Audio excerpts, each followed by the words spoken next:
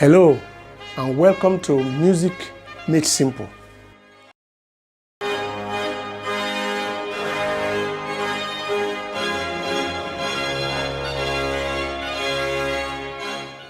Lesson 13, Rests. We learned in lesson 11 and 12 how to represent pitch and duration on the staff. What about silence? Because you will observe that sometimes when people are singing, some people will continue singing, some people will stop singing, other people join later, and so on. How do we represent silence in music? This is the subject of our study today.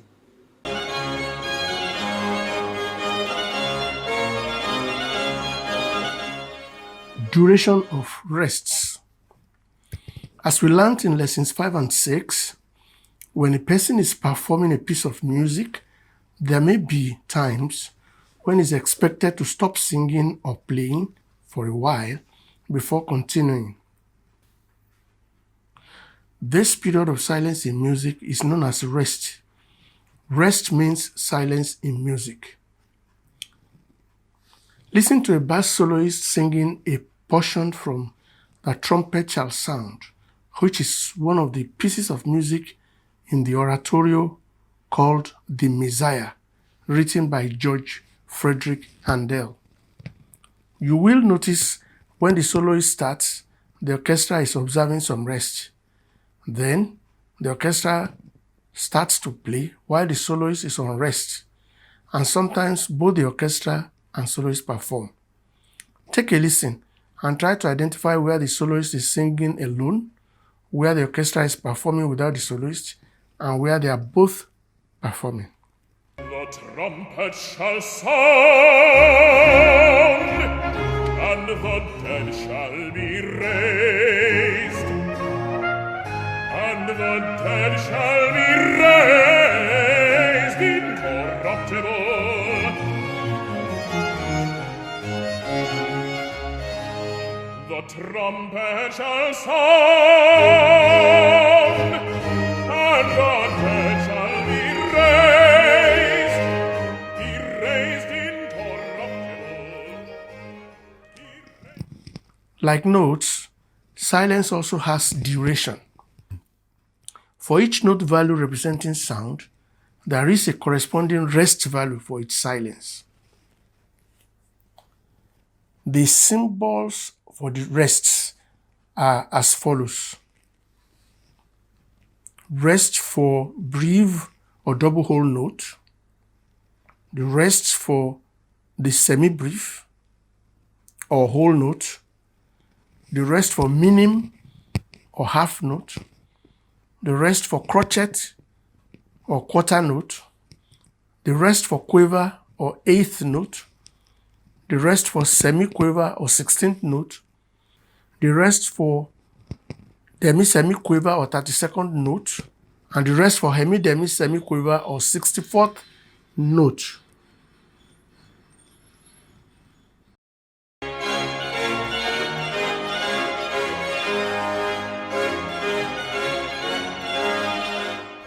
Like notes, rests are also placed on the staff. No matter what type of clef is used, whether it's treble, bass, alto, or tenor clefs, the position of the rest on the staff is constant and is shown as follows. The brief rest fills the third space completely and touches both the third and fourth lines. The semi-brief rest is suspended below the fourth line and does not touch the third line. The minim rest is written on top of the third line and does not touch the fourth line. There are two types of crotchet rests. The first symbol shown is found in many American editions of music books, while the other is used in European music. The second type of crotchet rest faces the right direction, and it must not be confused with the quiver rest, which faces the left. That's opposite to the crotchet rest. The quiver rest has one flag. The semiquaver has 2 flags. The demi-semiquaver has 3 flags, while the hemi-demi-semiquaver has 4 flags, all of them pointing to the left. In the example music shown, note that while the violin 1 is resting, the violin 2 rested for a little bit and then started playing. The viola did not rest at all, just played right from the start, while the cello has a long rest. That's an example of how rest is used on the staff.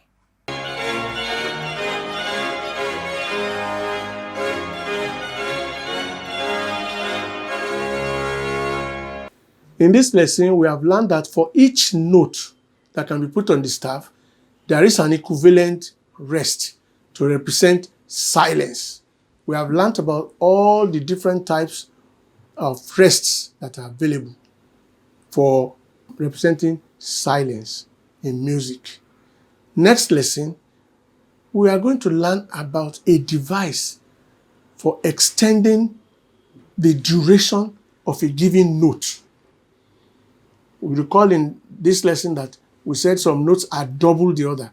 But what if you want something in between the single time of that note and the doubling of it?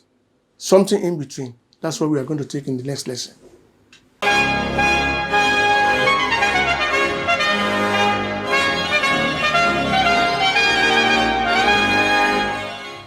That's it for today, folks. Thank you very much for watching. Please don't forget to subscribe by clicking the red button below the video in case you have not done so that you can continue to get updates of new videos as they come out.